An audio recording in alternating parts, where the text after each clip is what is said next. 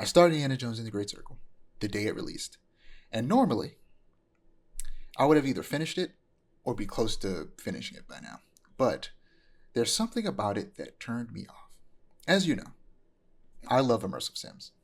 I scream the praise of Dishonored from the rooftops as often as I can. And the devs of the Great Circle Machine Games are under the same Bethesda umbrella as Arcane. The devs are Dishonored. And Bethesda devs tend to be great at making first person action games with immersive sim elements, and the Great Circle is no exception, even if it should have been, in my opinion. I was very wary of this game after it was revealed it would be in first person, but after hearing it was an immersive sim, I kind of got excited. It's not the genre I expected this game to be in, but the previews from various games news outlets had me hopeful. And so far, it's a pretty decent immersive sim, and I can see it being really fun in the long run. And it's highly rated by most reviewers, standing at a Metacritic score of 86. So you're probably wondering why I haven't played much, and why it feels like I'm building up to say something negative. Ayer, have you heard of ludonarrative dissonance? I think so. So, according to Wikipedia, ludonarrative dissonance is the conflict between a video game's narrative told through the interactive elements and the narrative told through the gameplay. Funnily enough, the game franchise I'm going to compare this game to the most is known for causing people to feel ludonarrative dissonance. From my understanding, the term originated from the Bioshock games. But the game I'm going to use as an example is Uncharted 3, Drake's Deception. That game tackles the fact that Nate is a murdering psychopath. In every game, you kill hundreds of people, really, in its narrative. But that clashes with the fact that the gameplay revolves around killing dozens of people. Like, the story is going like, Nate, you're a bad person, but the game makes you be a bad person. That clashes for some people, and for some people that kind of like muddles the message. Another Naughty Dog franchise that does this is The Last of Us. The Last of Us Part 2 is about tackling the cycle of violence, but it constantly forces you to murder people and perpetuate the cycle of violence. Personally, I've never been affected by the conflicting messaging of gameplay and story in those games, or any games at all. But with the Great Circle, I've experienced an extreme case of ludonarrative dissonance. Have you ever experienced any form of ludonarrative dissonance?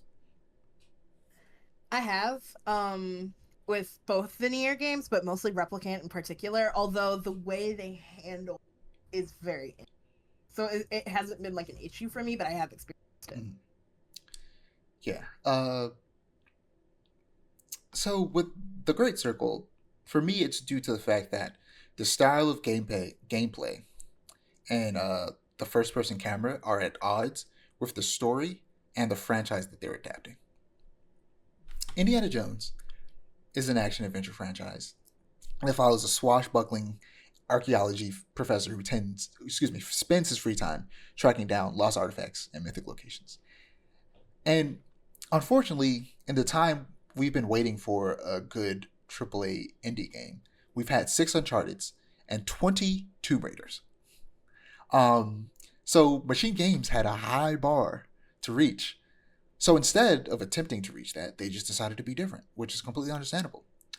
But I don't think it was necessary. First and foremost, why perfectly recreate Harrison Ford's face from 40 years ago if we only see it in cutscenes? And why have the camera switch to third person when traversing instead of having a third person camera the whole time? That's honestly my biggest critique. Is like, who the hell wants to play Indiana Jones game in first person? Nobody. Also, the Uncharted and most recent Tomb Raider trilogy of games have stealth in them as well, but it's not the main focus of the game like this is. For some reason, this is a stealth game, first and foremost. Like, you try to not be stealthy, you might die, unless you put it on easy mode. And that is an insane direction to go in with Indiana Jones, to make it a straight-up stealth game. And last but certainly not least, and this is probably one of the biggest things that has been keeping me from playing it, there are side quests. And I'm a bit of a completionist, so I want to do them. and I was not expecting this game to be anything less than linear. So the moment the path opened, I got overwhelmed, and that's when I stopped playing. Because I just wasn't in the mood for this.